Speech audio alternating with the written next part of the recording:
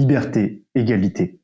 Ces deux mots que l'on voit souvent se tenir la main sont à la fois indissociables et peuvent devenir tout à fait ennemis, selon ce que l'on met derrière. Aujourd'hui, on va retracer l'histoire de l'égalité et de la liberté dans la France contemporaine.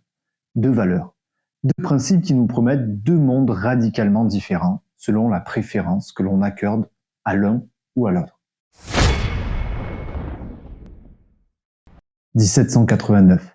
Déclaration des droits de l'homme et du citoyen. Article 1er. Les hommes naissent libres et égaux en droit. La Révolution française, c'est la mort du souverain personnel au profit du souverain collectif, la nation. Avant cela, les hommes naissaient avec des privilèges légaux selon leur caste, noble, roturier ou serf. La puissance était accaparée par la caste des nobles ou par les bourgeois s'étant émancipés en capitalisant des ressources. La plupart du peuple naissait dans la misère et n'avait que celle-ci à léguer en retour à leurs enfants. François Furet, dans le dictionnaire critique de la Révolution française, écrit « La nuit du mardi 4 août 1789 est la date la plus fameuse de notre histoire parlementaire.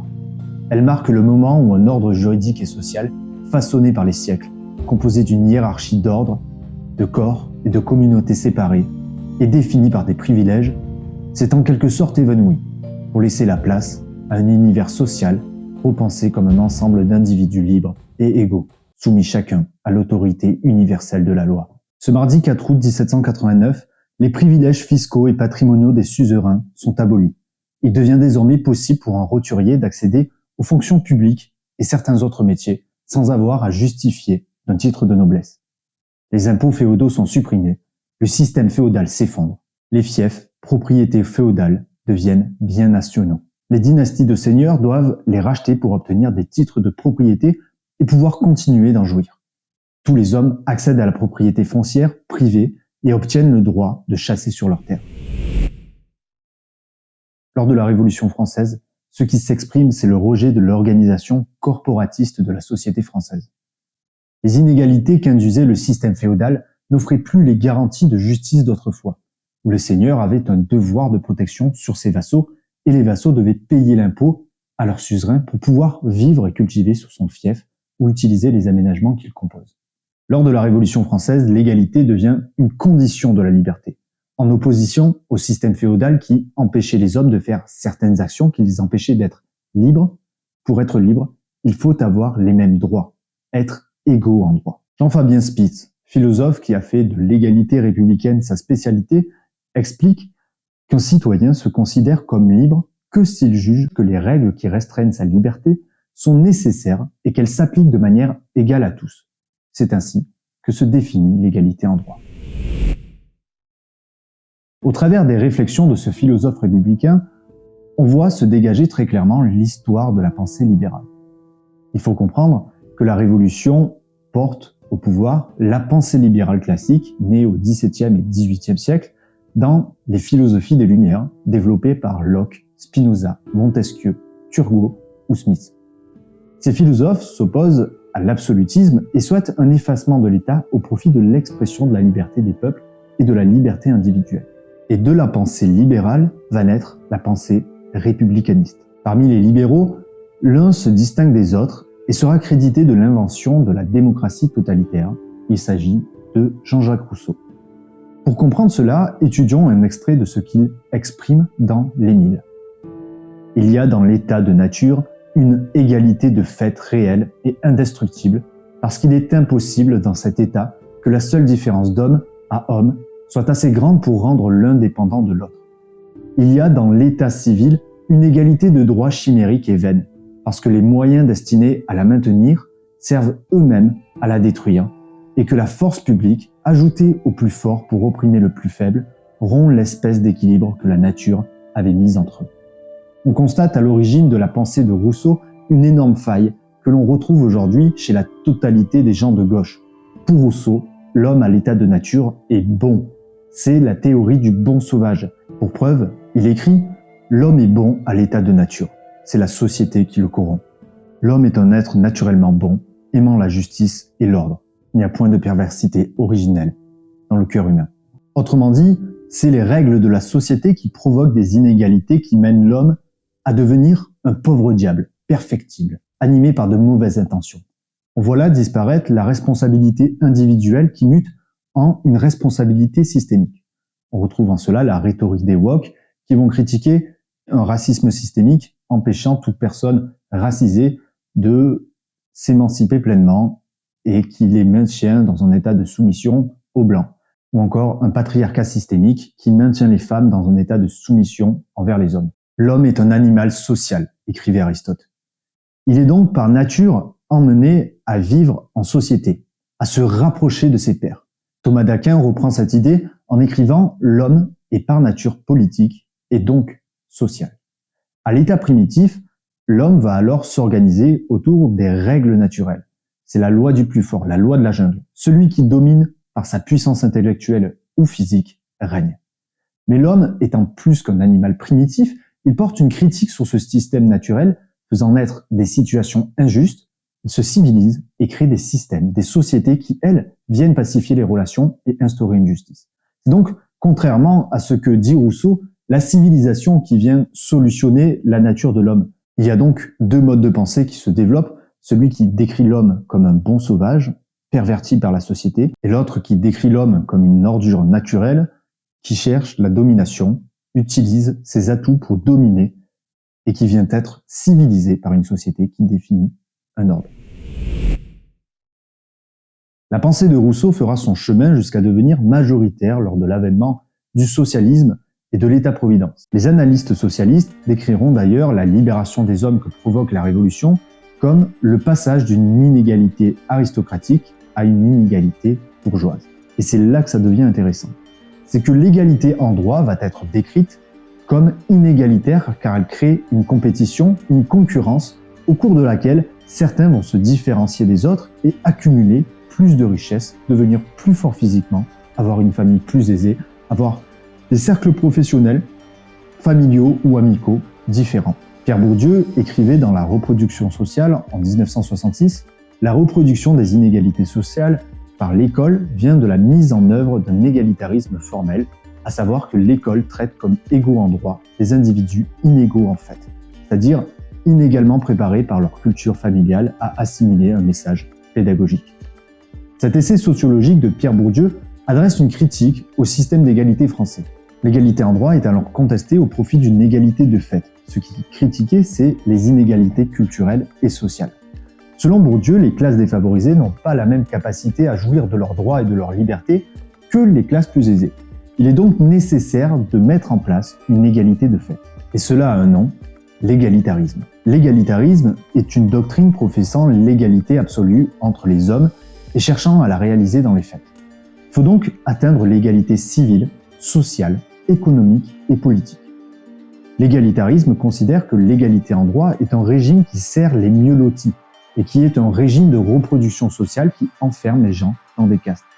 Ce raisonnement existait déjà chez Rousseau qui affirme que les hommes sont égaux en droit, mais que, du fait de leurs inégalités physiques et intellectuelles, il est nécessaire d'atteindre une égalité morale.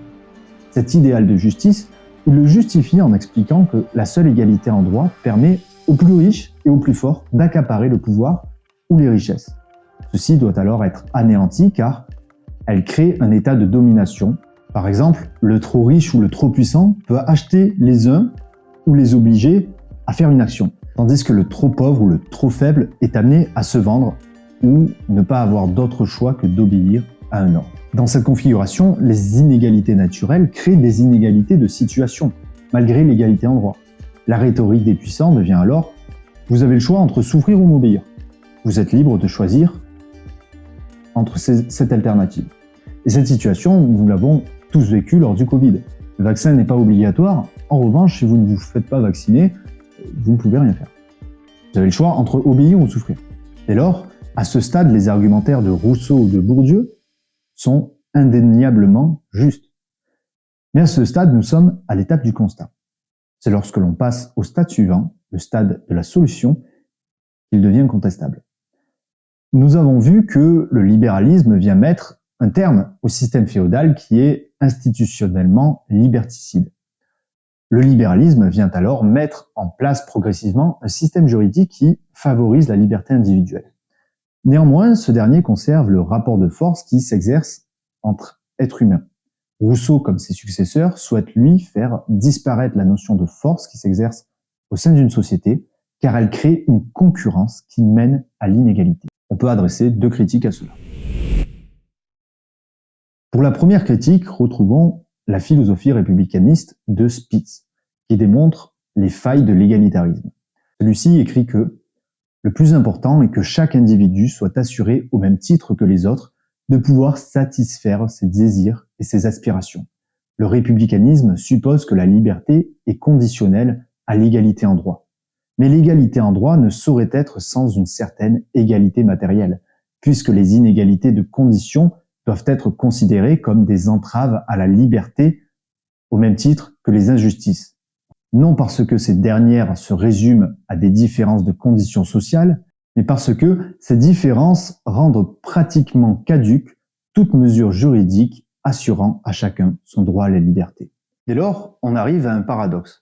Du côté libéral, on considère que l'égalité en droit est au service de la liberté, car elle permet à chacun de se saisir de sa vie et d'user de ses talents afin d'atteindre des sommets différents des autres. Elle crée une société où les règles du jeu sont les mêmes pour tout le monde et où il appartient à chacun d'utiliser les moyens dont il dispose pour atteindre ses objectifs et gagner la partie. Du côté socialiste, néolibéral ou républicain, on considère que l'égalité en droit est source d'inégalité. Il faut donc adapter les règles du jeu en fonction des moyens d'action de chacun. Le but final est que tout le monde puisse gagner la partie. Or, dans une société pareille, on ne cultive plus l'élitisme comme exemple, mais la médiocrité. Il faut une société de gens moyens.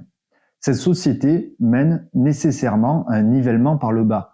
Il n'y a pas d'incitation à se surpasser, à devenir meilleur. À ce sujet, dans De la démocratie en Amérique, Tocqueville compare les valeurs démocratiques et égalitaires aux valeurs aristocratiques. Il explique que les sociétés modernes et égalitaires font faire stagner la révolution scientifique car elles encouragent la médiocrité, c'est-à-dire la pensée de qualité moyenne. Alexis de Tocqueville encourage lui à mettre en avant des personnes aristocratiques pour inspirer les citoyens au travers d'exemples de qualité intellectuelle supérieure. Alexandre Solzhenitsyn schématise cela très bien. Les hommes n'étant pas dotés des mêmes capacités, s'ils sont libres, ils ne seront pas égaux. Et s'ils sont égaux, c'est qu'ils ne sont pas libres. Au travers de cette citation prononcée lors de son discours à Harvard en 1978, Solzhenitsyn nous confronte à une dure réalité. C'est que la liberté exige une expression sans contrainte des différences, ce qui engendre de fait des inégalités. A contrario, l'égalité exige des résultats identiques pour gommer les différences, car les différences génèrent de la frustration et de l'envie, qui elles-mêmes provoquent les rapports de force et qui, on l'a vu dans la doctrine égalitariste, doivent être gommées. Par conséquent, on se retrouve avec 2 idéals de justice, que l'on peut résumer ainsi. 2 coureurs se trouvent dans les starter blocks. Ces coureurs, étant biologiquement différents, ils ont des compétences différentes. Si l'on place la liberté en idéal de justice premier, alors, lors de la course, les athlètes auront le droit d'exprimer pleinement leurs compétences. Le coureur le plus rapide va gagner, soit grâce à ses capacités naturelles meilleures, soit grâce à son travail lors des entraînements. Ce dernier mérite sa victoire, et le perdant, évoluant dans un système méritocratique, va tenter de s'améliorer pour devenir meilleur. Si en revanche l'on place l'égalité en idéal de justice premier, alors, lors de la course, les coureurs franchiront la ligne d'arrivée en même temps. Il n'y aura pas de vainqueur, pas de gratification pour celui qui a le plus travaillé. Et de plus, celui-ci se sera vu imposer des règles l'empêchant d'utiliser son plein potentiel. Il n'était donc pas libre. Vous remarquerez que dans la deuxième situation, on a un système qui ne génère plus de stimulation à se dépasser ou à devenir meilleur. On cultive la médiocrité. Tout cela a une autre conséquence. C'est le refus de la cruauté de la nature. La nature n'est pas clémente. La nature est dure, inégale, et elle n'est caractérisée que de rapports de force. Dans le monde de la nature, l'homme fait exception car il a développé une morale afin de restreindre l'injustice de sa force. Karl Popper, dans La Société ouverte et ses ennemis, explique que l'égalité en droit permet à chacun de faire valoir ses capacités et accroître son utilité sociale. La différence d'utilité sociale de chaque individu justifie alors l'inégalité de fait. Pour lui, l'inégalité de rémunération, de responsabilité, de reconnaissance sociale tient au fait de la différence d'utilité sociale qui émane de la capacité de chaque individu de s'illustrer de manière différente ou de ne pas s'illustrer du tout. Le problème de l'égalitarisme, c'est qu'il résulte dans l'artificialisation de la société. Cette dernière n'accepte plus l'inégalité naturelle qui différencie les hommes. Elle ne supporte pas que certains naissent plus grands, plus forts, plus beaux, plus intelligents, dans une famille plus riche. Elle ne supporte pas les inégalités génétiques ou patrimoniales. Elle ne supporte pas l'inégalité des nations les unes par rapport aux autres. Pourquoi certains ont des sols plus riches et d'autres non? Pourquoi certains ont des capacités technologiques plus avancées et d'autres non? Pourquoi les êtres humains n'auraient-ils pas tous accès aux mêmes technologies? Face à ce constat d'injustice, la solution devient alors une uniformisation, non pas seulement de chaque collectif, mais de chaque individu. On cherche à faire des clones, à capacité égale, à richesse égale, à comportement égaux, à croyance égale. Même les peuples ou les États sont gangrénés, du moins les États qui prônent l'égalitarisme.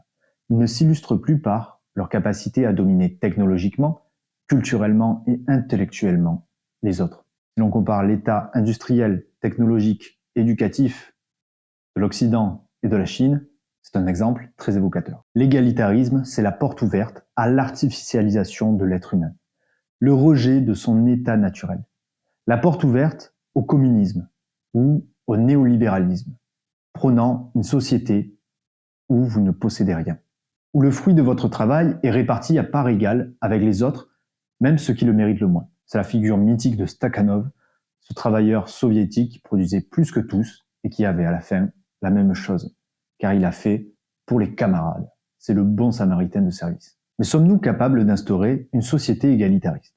Toutes les expériences socialistes se sont soldées par la ruine. Pourquoi? Car ce système, pour fonctionner, nécessite de détruire la nature de l'homme afin d'en créer un nouveau, ce qui est impossible. Mais c'est un constat de plus en plus contestable avec les avancées scientifiques sur la génétique, l'intelligence artificielle, la robotique, le transhumanisme. Il paraît désormais totalement concevable que, dans un futur à moyen terme, on commence à voir des pays pratiquant l'eugénisme, et ainsi configurant chaque être humain avant sa naissance pour qu'il soit tout similaire. Des pays intégrant des puces électroniques dans le cerveau des citoyens, semblable au projet Neuralink de Elon Musk, et ainsi ayant la capacité de manipuler le cerveau des hommes à sa guise, en le bridant, l'améliorant, en le configurant de la même manière pour chaque individu. La technologie ouvre ici un tas de suppositions qui restent à ce stade de la science-fiction. Ce qui est sûr, c'est que ces technologies vont artificialiser l'être humain et le couper de son état naturel qui induit des inégalités entre chaque homme. Et il est, à mon sens, indispensable de limiter l'expansion de ces technologies dans la vie quotidienne des hommes, car elle les dénaturera. Il convient cependant d'apporter une nuance. Ces technologies, à destination transhumaniste, auront une utilité différente selon l'idéologie du monde dans lequel elles s'inscriront. Si c'est un monde communiste, socialiste ou néolibéral, elles serviront à satisfaire l'égalitarisme et à atteindre une égalité de fait. Si c'est un monde libéral prônant comme droit fondamental la liberté et l'égalité en droit, ces technologies permettront à chacun d'en user librement et de réfléchir à comment en tirer le meilleur profit, afin d'obtenir une utilité sociale plus importante et ainsi justifier une situation plus favorable à celle des autres. Une inégalité justifiée. C'est le principe même de la méritocratie. Dans un monde où chacun a les mêmes droits, user de ses capacités propres et en tirer profit, c'est faire preuve de mérite qui justifie la situation dans laquelle on se trouve. Après, ça c'est sur le papier. Bourdieu a raison quand il constate la reproduction sociale. Mais une fois que l'on fait ce constat, quelle solution on apporte? Laquelle nous semble la plus juste? Celle du système encourageant celui qui naît défavorisé à s'émanciper et s'élever socialement par son travail, ses capacités, ou le suivi d'un exemple aristocratique, élitiste, ou le système encourageant à se reposer sur le travail des autres et à revendiquer la même situation sans fournir le même effort, sans chercher par soi-même à s'élever. La vie harmonieuse pour tout le monde, ça n'existe pas. Nous devons vivre dans une société qui intègre le risque. Une société qui vit avec une certaine cruauté, une certaine dureté. Nous devons admettre qu'il y a des meilleurs, des moins bons et des nuls. Nous devons admettre que pour certains, il est plus difficile de faire certaines choses. Et nous devons priver l'État d'interventionnisme intempestif dans les relations humaines. Cela permettra aux hommes de redévelopper une morale et ainsi de ne pas attendre de l'État une action, mais de eux-mêmes agir pour l'innocent ou le plus faible. Ça s'appelle la solidarité et celle-ci a disparu de notre pays à cause de son modèle socialiste et de l'État-providence, de son modèle républicaniste. Je vous remercie d'avoir suivi cette vidéo. J'ai pris beaucoup de plaisir à l'écrire et à la réaliser. J'espère que vous l'avez ressenti. Si c'est le cas, n'hésitez pas à mettre votre petit j'aime, à vous abonner pour soutenir la chaîne, commenter pour le référencement et pour discuter de tout cela également. Également, vous pouvez rejoindre l'Instagram qui est le principal canal communautaire sur lequel on interagit directement. Je vous dis à la prochaine et merci de continuer d'être au rendez-vous.